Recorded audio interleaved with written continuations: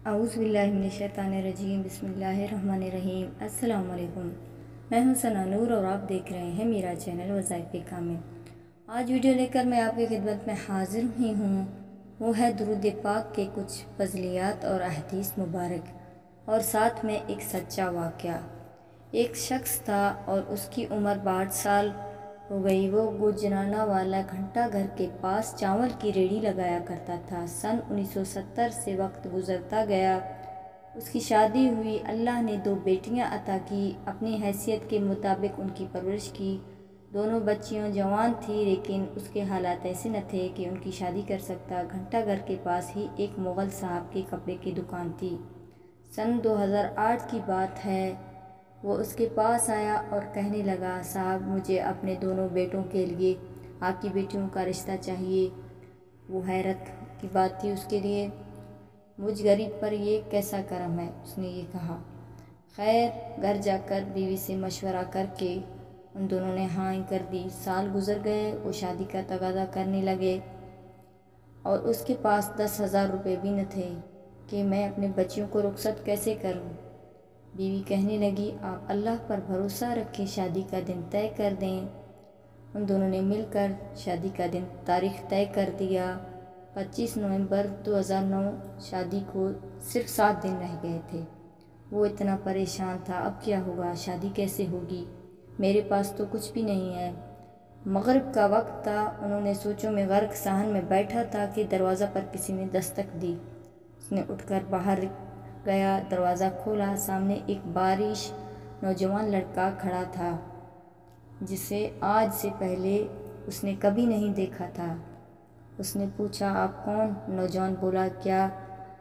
اس کا نام لیا، کیا بشیر صاحب آپ کا گھر یہیں ہے جو چاول کی ریڑھی لگاتے ہیں؟ اس نے کہا، جی میں ہی ہوں بشیر۔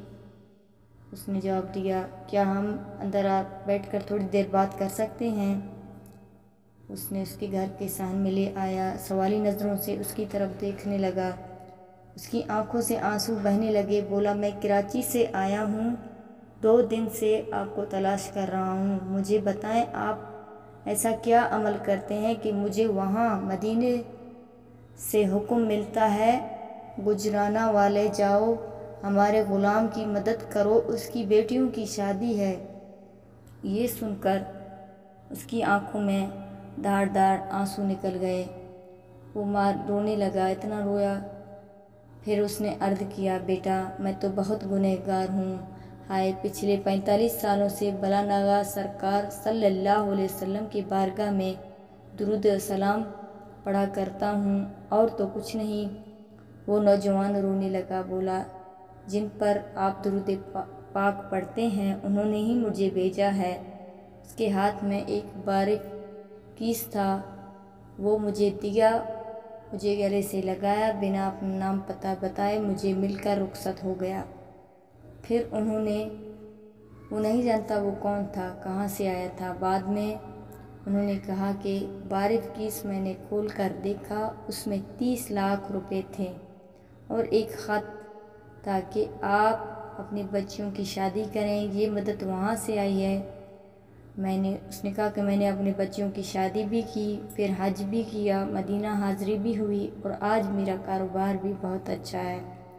تو آپ خود سوچیں درود پاک پڑھنے کے کتنے زیادہ فائدے ہیں۔ ایک حدیث میں آتا ہے کہ جو شخص بھی دن میں 100 مرتبہ درود پاک پڑھے تو اللہ تعالیٰ اس کی 100 خواہشیں پوری کر دیتا ہے، 30 اس کی دنیائی میں اور 70 آخرت میں۔ اور ایک اور حدیث میں ہے، جس نے درود پاک پڑھنا بھول گیا اس نے جنت کا راستہ بھلا دیا۔ تو کوشش کیا کریں کہ کثرت سے درود پاک پڑھیں۔ اللہ تعالیٰ نے خود قرآن مجید میں سورۃ الاحزاب میں ارشاد فرمایا، ان اللہ ملائکتہ یصلون علی النبی یا ایھا الذین آمنوا صلوا علیہ وسلموا تسلیما۔ سورۃ الاحزاب آیت نمبر 65۔ بے شک اللہ اور اس کے فرشتے نبی پر درود بھیجتے ہیں، اے ایمان والے تم بھی آپ صلی اللہ علیہ وسلم پر درود و سلام بھیجو۔ اللہم صلی علی محمد وعلی آل محمد کما صلیت علی ابراہیم وعلی آل ابراہیم انک حمید مجید اللہم بارک علی محمد وعلی آل محمد کما بارکت علی ابراہیم وعلی آل ابراہیم انک حمید مجید۔ اللہ پاک ہم سب کو اپنی نبی صلی اللہ علیہ وسلم پر کثرت سے درود بھیجنے والے بنائے، آمین ثم آمین۔ امید کرتی ہوں کہ آپ کو یہ میری ویڈیو اچھی لگی ہوگی۔ اگر اچھی لگی ہے تو لائک کیجیے، شیئر کیجیے اور میرے چینل کو سبسکرائب بھی ضرور کر دیں۔ اسی کے ساتھ اجازت چاہوں گی، اللہ حافظ۔